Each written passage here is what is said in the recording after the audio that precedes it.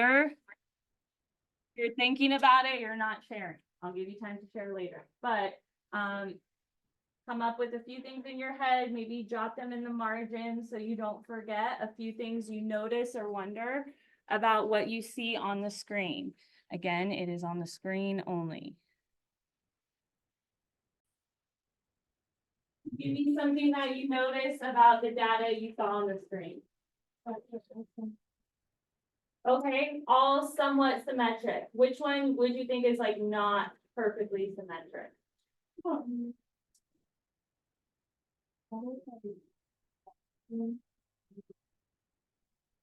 Okay, class, would you say that this one is symmetric? Like perfectly symmetric? Yeah, so I would say that they're all symmetric, not just a little symmetric. They're all perfectly symmetric. So that means that I could draw a line of symmetry somewhere. It doesn't necessarily have to be right in the middle, but somewhere on that number line, and then it looks like a mirror image on both sides. All of these happen to be perfectly symmetric, right? Would you agree? Even this one, I could draw a line down the middle of it, and it's still a mirror image on both sides. So that's a good notice. Table 3, give me another notice. All the means are 10. And we learned in the last lesson that if it is symmetric, what is really easy to see? The mean, because then the mean would be in the middle, wherever you would have to draw that line of symmetry. And if you notice, the middle of each, like where I would draw the line of symmetry, all happens to be 10, right? So even without calculating it, if it's perfectly symmetric, the mean will be in the middle. The mean will match the median. Questions on that? Okay. Because I mean, you can see all the data in a dot plot on a test. You could, I don't want to say waste some time, because I mean, we just want you to get the right answer, but you could waste your time typing it all in and finding the mean, or you could just remember if it's perfectly symmetric, the mean is in the middle. Okay. Table 3, or sorry, 4, give me another notice. All the mads are different. All the mads are different. So all the means are 10. All the mads, which do use the mean, are different. So think about that. What does mean tell me about a data set? I'm asking all of you. So what does mean tell me about the data set?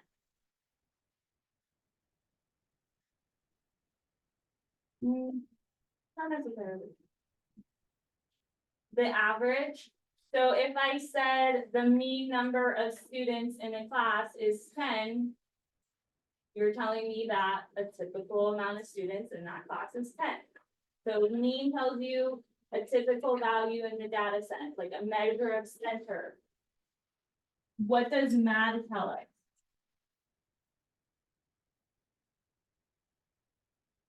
Or what are we noticing? Like all the MADs are different. What are we noticing about the ones that have a high MAD versus the ones that have a low MAD?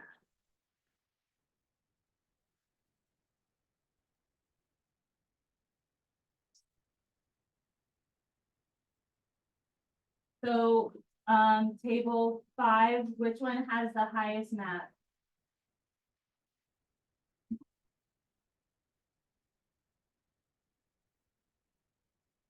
Like this one? I know they're not numbered, so it's like kind of specific, but yeah, this one has the highest MAD. Table 5, which one has the lowest MAD?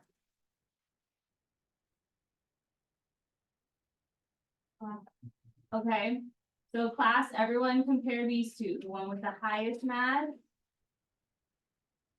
and the one with the lowest MAD. Tell me in your own words what MAD tells me about the data.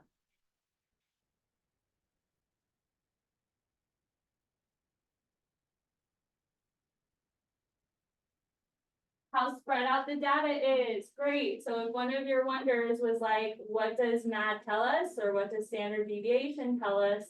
Well, MAD and standard deviation, I don't know if you want to write this down somewhere, because it is important. MAD/standard deviation tell us how spread out the data is.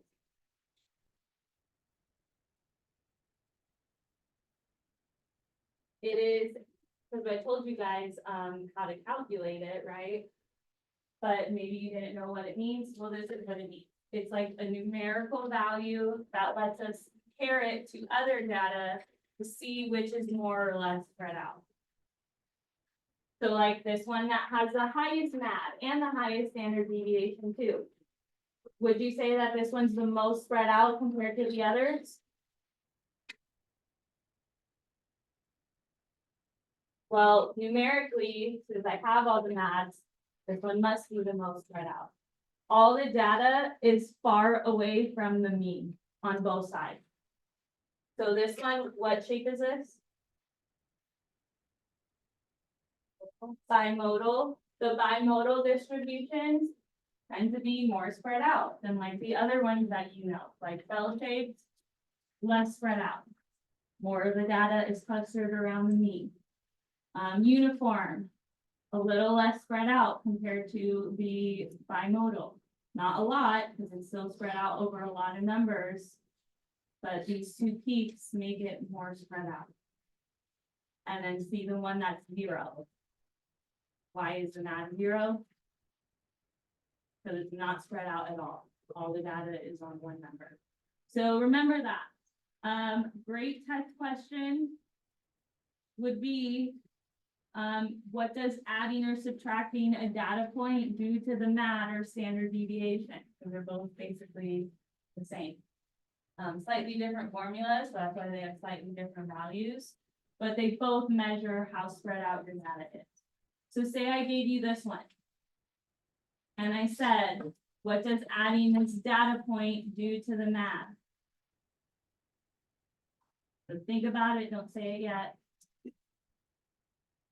Would you expect the MAD or standard deviation to increase or decrease if I add this data point?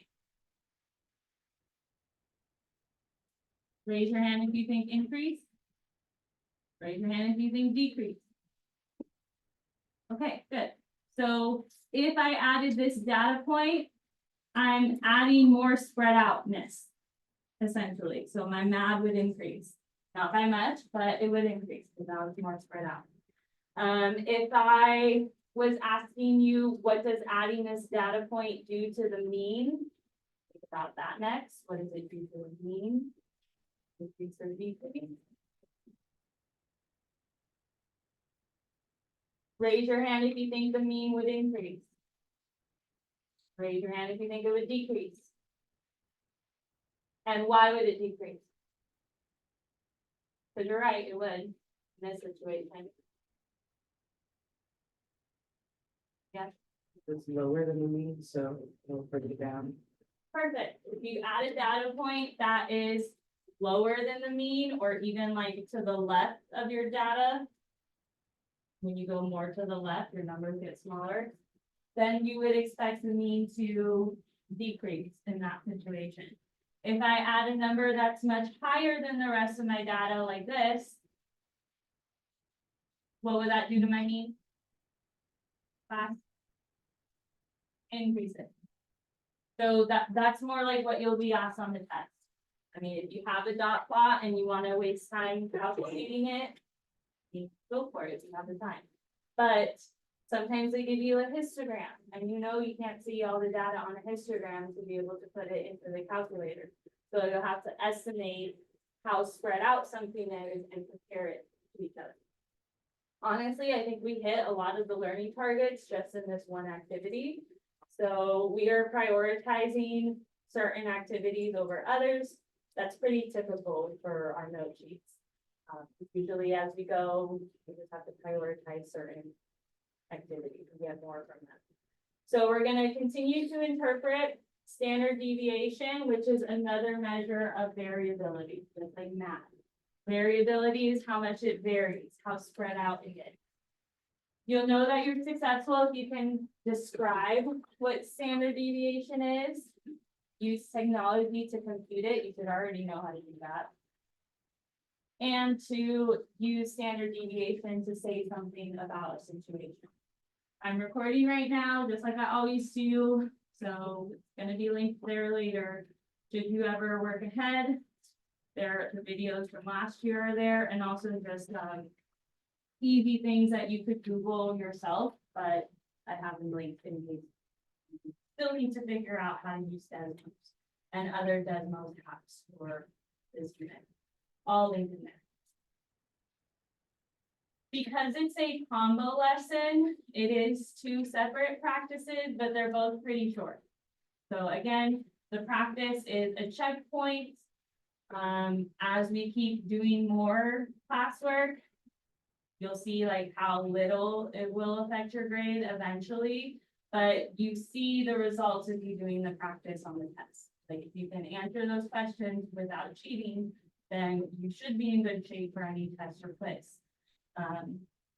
We do have a binder check this Friday, so this includes everything as well as the last lesson that we're doing tomorrow. So find the time throughout the week, try to have your binder ready when you come in, which means like these note sheets and the parts that we did in class. Great. If you want to do more, great. But I only really expect the parts you did in class, plus like some other little things like you were assigned to do. So it's all there. If you're missing something, you could always get it from this bin or do it on your own paper. The notes and videos are in Schoology. But you can, there's no reason. It's supposed to be like a nice cushion for your grade, the binder check. So make sure that we are, I don't know, doing it. It's really hard to get a good grade without it. So anyway, Unit 1 test is next week on Tuesday. Your study materials are already available. And the point values for them are shown. You can see that this one's worth 100 points to match your assessment. That part would also be worth 100 points. So 100 points of classwork is like 10 homeworks. So if you'd rather prioritize your study guide over your other homework, then I would do that. But all of it is to help you prepare for the test. This one's just more closely aligned to the test. And then you have this one, which is on paper. I will pass it out when you get closer. So probably tomorrow. If you want it sooner, you can always ask. My math lab students should have already gotten it yesterday, so that's what the other portion of your test will look like. So I'm not hiding at all what you will be assessed on. Like it should be not a surprise at all. It'll be different numbers, different graphs, but it should not take anyone by surprise. And then this last one is optional and extra credit. It says so in the title. That's up to 100 extra credit classwork points. So again, like 10 homeworks. So prioritize what you need to. We still have plenty of time to do it all. But I want you to have a really good first test. So it's all there. Any questions? Okay. So back to the lesson, and we're gonna skip the part where it wants us to use technology to find the mean and standard deviation. It's really more so on your tests. You just need to be able to tell me which would have a higher mean based on how it looks. You can't do that. That's how you have. Based on how it looks, which one would have a higher standard deviation. So if the only way you can tell is by using technology, then sure, take it out and do it real quick. It doesn't take very long. But I'm more so focused on the answers to these questions from that activity. So this is what I'm gonna rotate between the tables asking. So same reporter for now, but it will change probably during this discussion. So make sure you're all ready. You know how it'll change. So be able to answer, why is the standard deviation the same for these numbers and these numbers? Why is it different for these numbers and these ones? When is the standard deviation 0? What does the standard deviation measure? And since it is calculated using the mean, do you think it's more appropriate to use the symmetric or use data sets? do you think you should be able to answer all of those? But if not, you have like 2 to 3 other people in your group. Make sure you all have answers by the end of, like, say, 3 minutes.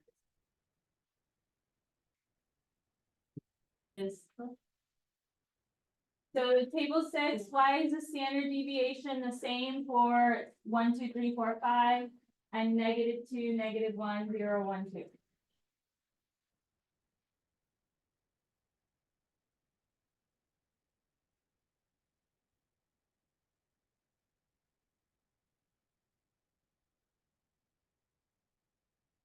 Oh, no, very first one. That's the first one you guys talked about.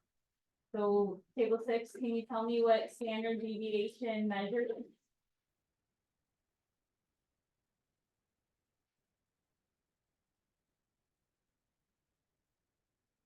It uses the mean, but it doesn't like, it's not the mean, so. Standard deviation tells me what about the data? We just talked about it in the one. Okay, so this question right here, what does standard deviation measure? I don't think it necessarily has that on your paper, but you could write it down somewhere if you haven't already. Standard deviation measures how spread out the data is. So does MAD and so does IQR. Standard deviation, MAD and IQR tell me how spread out the data is. How do I know? Well, you could look at those dot plots that I told you we don't need to type them into technology, but you could have, and numerically, the ones that are more spread out are going to have a higher standard deviation. So like the 1, 2, 3, 4, 5 data set, which you can see those data points here. And the -2, -1, 0, 1, I mean, it's not perfectly like the example. But even though they are different numbers, would you say that they are more or less spread out than each other? So that is why they should have the same standard deviation. So this one that is on your paper, you could say they're both spread out equally. Both spread out equally.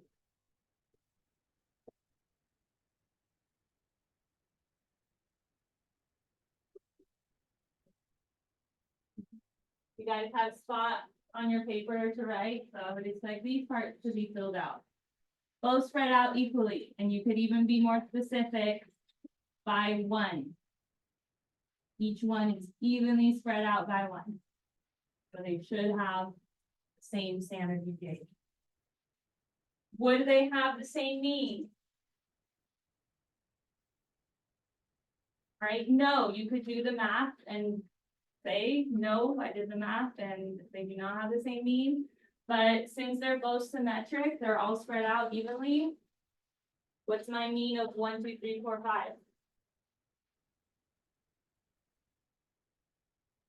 3. That's my mean. That's my measure of center. What's my mean of -2, -1, 0, 1, 2? 0. Do the math, or you could know, which is symmetric, find negative in the middle. All right, table 7. Why is the standard deviation different for -4, -2, 0, 2, 4, and -4, -3, -2, and -1, 0? Why is the standard deviation different?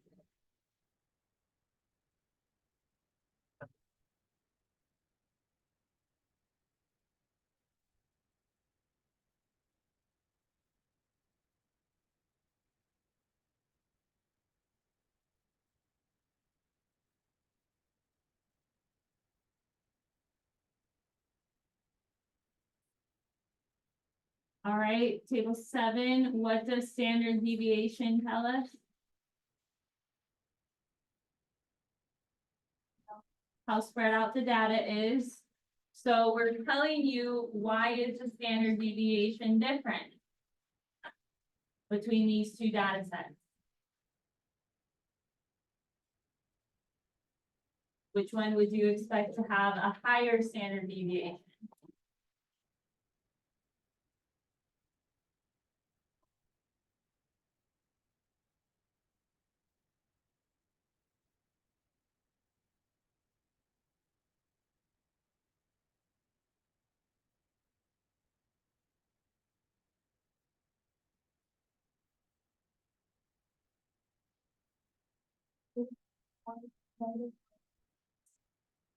Okay, yes, this one would have a higher standard deviation than the other.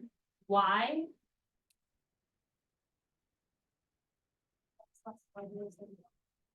That's not why. Has nothing to do with if the numbers are negative or positive, if the numbers are big or small. But standard deviation is how spread out the data is. So would you say that this is more or less spread out? What are all these numbers separated by? How much? Two. Right, if I add two, I get -2. If I add two, I get 0. Add two, I get 2. So you could say it's spread out more. And you could say specifically by 2 for each number.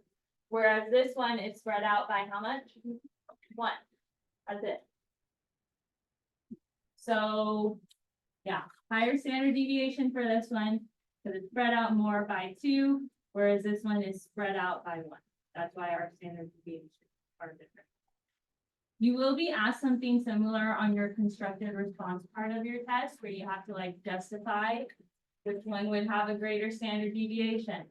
You have to say something about how spread out it is. Literally giving you the test answers right now. Table 8. When is a standard deviation equal to 0? Whenever the numbers the same. Whenever the numbers are. The same. So when the data is all the same number. So in other words, not spread out at all.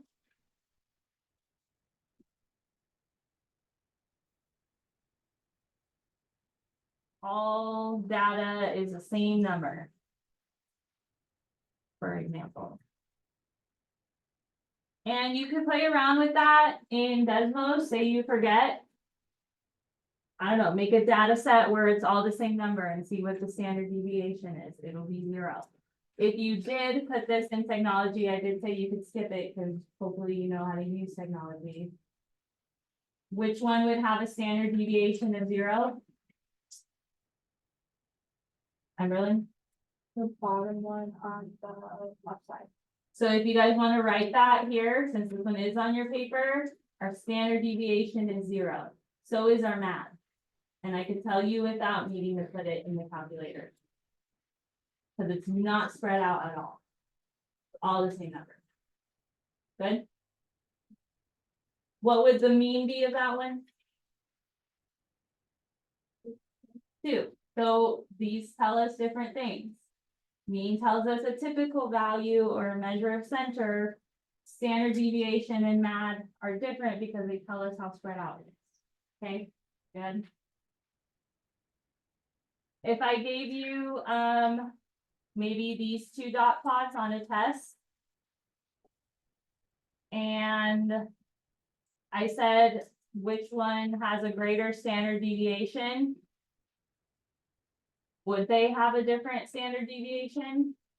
No, they'd have the same because they're both the same amount of spread out. I think they even have the same number of data points.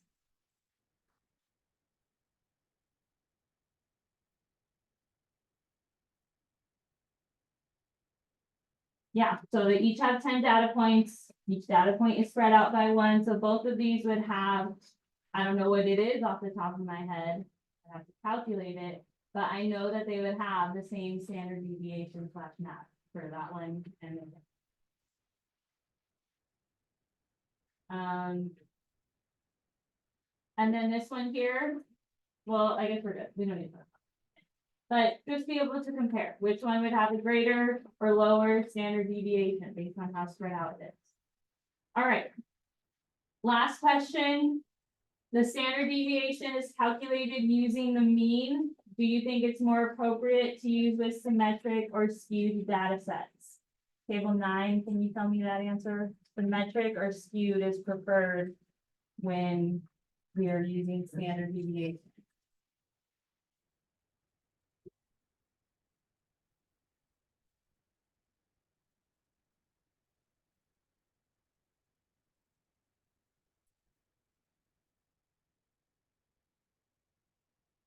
Anyone else at table 9?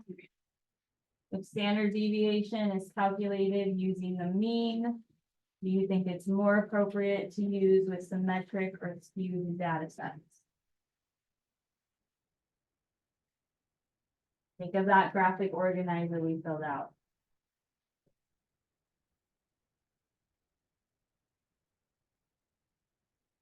When the data is symmetric or skewed, do we prefer the mean?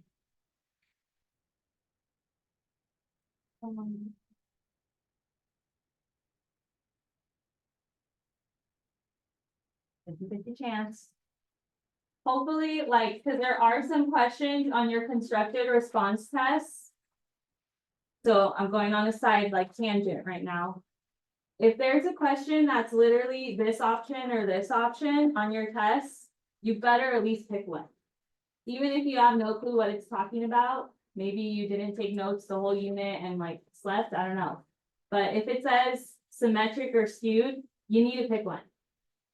And then if it says to justify it, you need to give me an explanation, because not having it would just be a 0. Okay, so make sure we're at least, like, if it's a 50-50 chance, pick that on the test. So table 9, when I prefer the standard deviation or mean, would that be for symmetric or skewed data? Symmetric. Remember, we did that, whatever you want to call it, that graphic organizer. The answers to the graphic organizer will be posted. Make sure you guys do check it. I don't think I have it like easily seen up here, but I did save it. Here it is. Anytime the data shape is symmetric, we prefer the mean. Therefore, we prefer the standard deviation / match. Anytime that it was skewed, we prefer the median and IQR. So it's metric, mean / standard deviation. Good? All right, repetition's mother of all learning. So make flashcards, do what you need to do, understand why it's that way. Otherwise, we're just gonna move on. So let's move on to this activity instead. The one with the histograms. Because dot plots are easy, like you could always use technology, calculate the standard deviation if you didn't know any other way. Histograms are not, because you don't know all the individual data. So we, in this situation, have descriptions of 3 different college majors. So we have engineering, business, and social sciences. Read them to yourself and decide based on what it says, which histogram it best belongs with. I'm not hiding what I'm gonna ask you at all. I'm not making you answer it all on your own. Decide as a group, be able to justify it. I'm not expecting you to be right all the time, just to be able to say something when it's your turn, okay? Questions? All right, give you 3 minutes to decide based on the descriptions, which histogram it goes with best. And one of the matches you are able to make.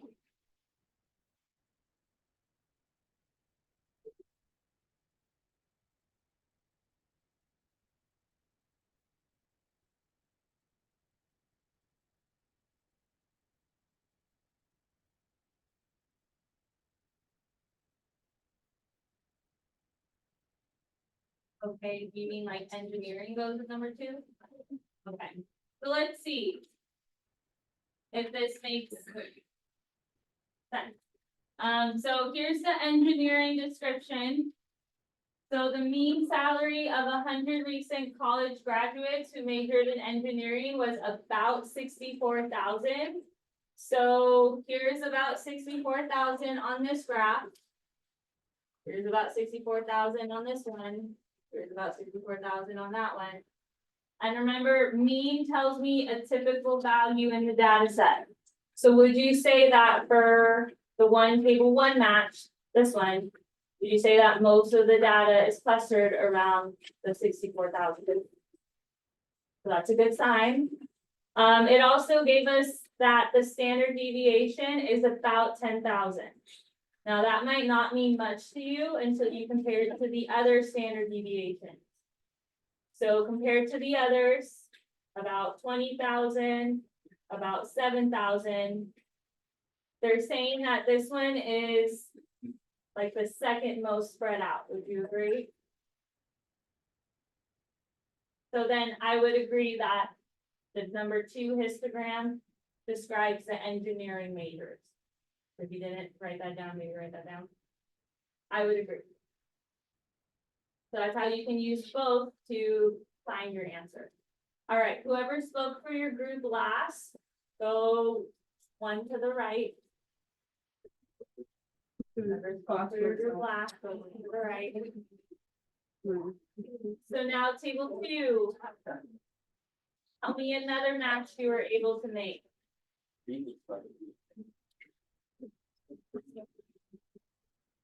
All right, so everyone pay attention. We're saying that the business majors best goes with graph 3. You guys agree? Okay, some saying yes, some not sure. Let's dissect it. Here's the description for business. So the mean salary of 100 recent college graduates who majored in business was about 52,000. So 52,000 is here-ish. Would you say that most of the data is clustered around here?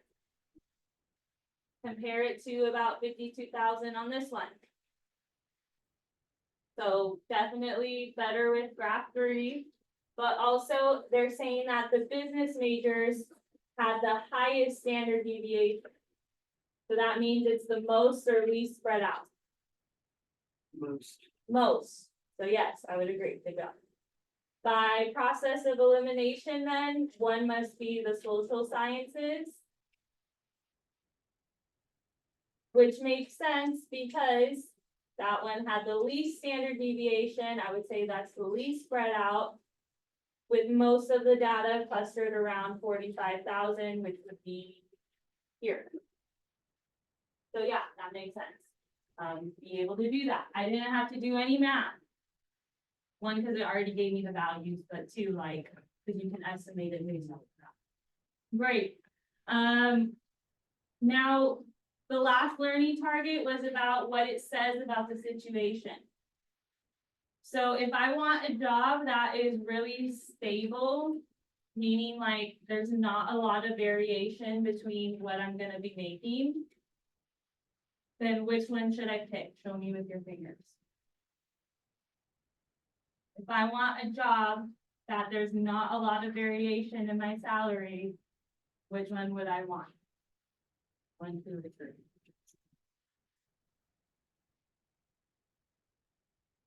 Okay, if I want to have a consistent salary, then I would go with 1, because that's the least spread out. It's the most consistent. If I want potential to make a lot of money, which one would I go with?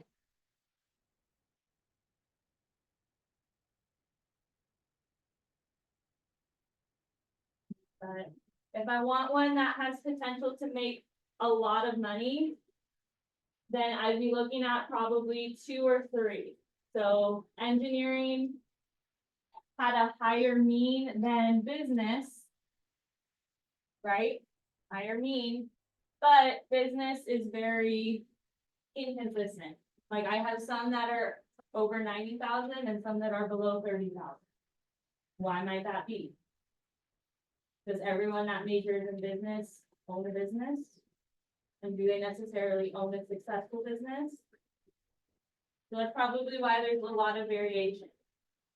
Okay, so just be able to interpret things like that.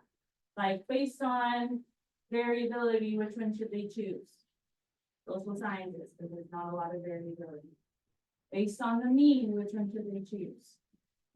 Engineering, because they have a higher mean. Okay?